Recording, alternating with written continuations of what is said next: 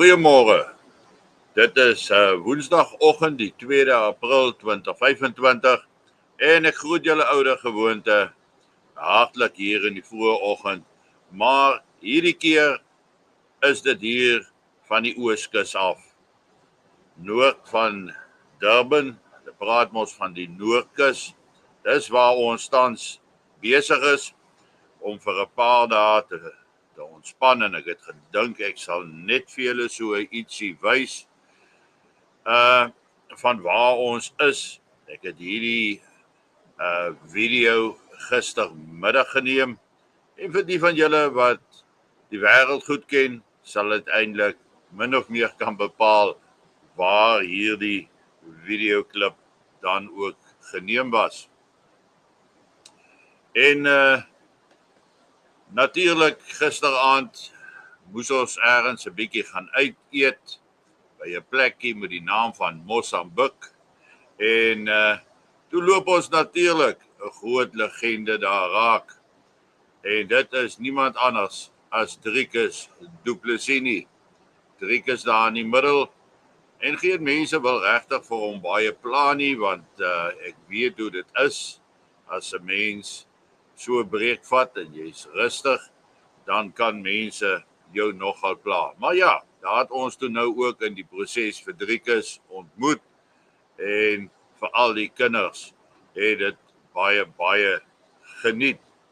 Nou die groot vraag tans op almal se monde is die hele kwessie rondom die 4de April se sogenaamde optogte na die Uniegebou en dan die lamlegging van verskeie sentras dwars oor Suid-Afrika.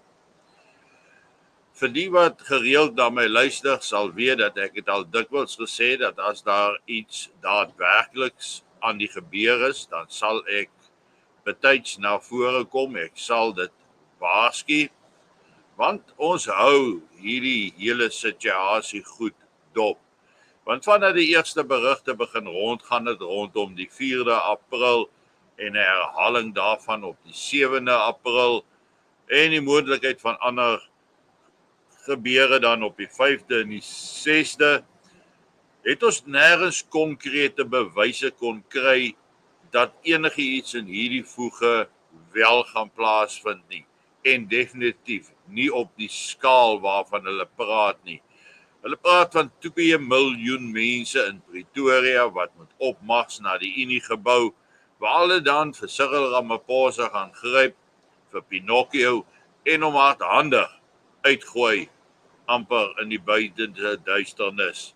Nou goed, kom ons kyk 'n bietjie en dan praat hulle van 18 miljoen landwyd. Kom ons kyk net na die 2 miljoen mense in Pretoria. 'n Vinnige sommetjie sê vir jou, hulle het ongeveer 25.000 busse nodig om 2 miljoen mense te vervoer. 25.000 busse. Dink aan die kostes daaraan verbonde. Dink aan die onmoontlikheid om al daai busse deur Pretoria te manoeuvreer, waar hulle dan vanaf die Burgerspark Hotel sal beweeg na die Uniegebou. Verder dink ek nie dat die regering kansse sal vat in hierdie sin nie. So ek dink nie Pinocchio gaan in die eerste plek in die Uniegeboue wees op Vrydag 4 April nie.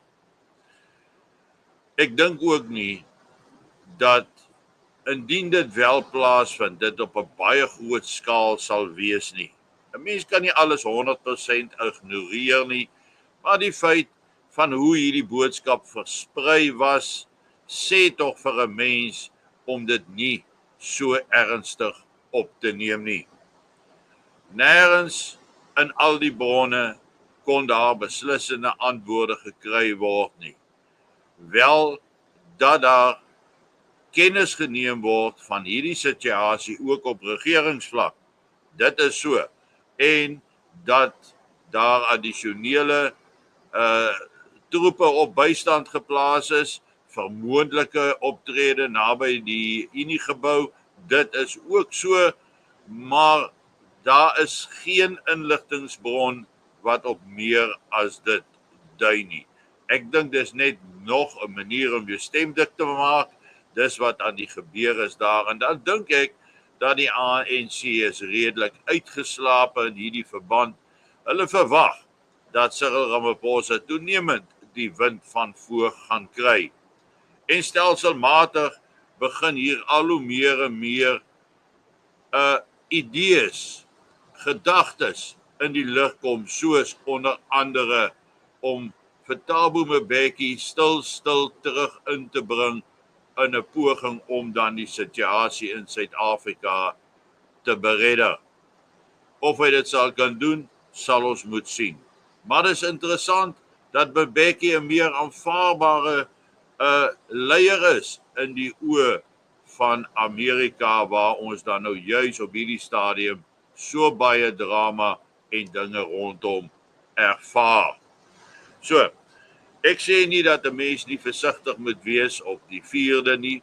Ek sê nie dat daar absoluut niks gaan gebeur nie, maar die skaal wat hulle van praat is nie haalbaar nie. Beide die logistiek daagter, sowel as die finansiële koste daagter, dink ek nie dis haalbaar nie. Dat dit wel mense mag geïntimideer laat, bekommerd laat, dit is so. Maar ek dink 'n mens moet baie mooi kyk na die praktiese uitvoerbaarheid van enige van sodanige operasie. Nou, ek wil nie hierdie praatjie gemaak het nie, ek wou nie praat rondom die 4de April nie, omdat ek self nie in die uitvoerbaarheid daarvan geglo het nie. Maar dan, daar is soveel navraag, soveel bekommernisse, mense wat tereg bekommerd is oor sodanige moontlikheid. Ek dink ons kan uiters 'n kleinerige protes verwag indien dit sou plaasvind naby die Uniegebou, met ander woorde in die middestad. Ons mag hier en daar 'n pad kry wat toegemaak is. Ons kan hier en daar 'n aksie kry in die stedelike sentras, maar niks globaals en groots nie. Bly nogtans veilig. Bly in 'n area waar jy weet daar niks gebeur of beweeg nie. Ek dink nie hierdie is die groot ene nie. Maar dit kan op 'n baie klein skaal tog plaasvind. Wees net gereed daarvoor, wees versigtig, maar ek dink nie jy hoef uit die pad uit te gaan wat hierdie situasie aanbetref nie. Ek dink dit is oorskat op hierdie stadium, gaan nie groot wees nie. Maar die sleutelwoord is, wees altyd gereed en wees veilig. Soos ek al gesê het, eintlik behoort ons altyd gereed te wees vir iets wat kan gebeur. Ons hoef eintlik nie te wag totdat daar werklik waar iets fisies te gebeur en dan gereed te maak nie. Ons moet gereed wees alvorens enige iets gebeur. En dit beteken, ons moet deurlopend, konstant gereed wees om te reageer volgens ons noodplanne. Nou ja, dit dan gesê, ek dink julle moet elkeen vandag julle kondensmelk koffie geniet. Ek gaan hom nou hier in die seelig redelik hoog op in 'n gebou, gaan ek nou my kondensmelk koffietjie ook geniet. En ek sal môreoggend weer met julle praat.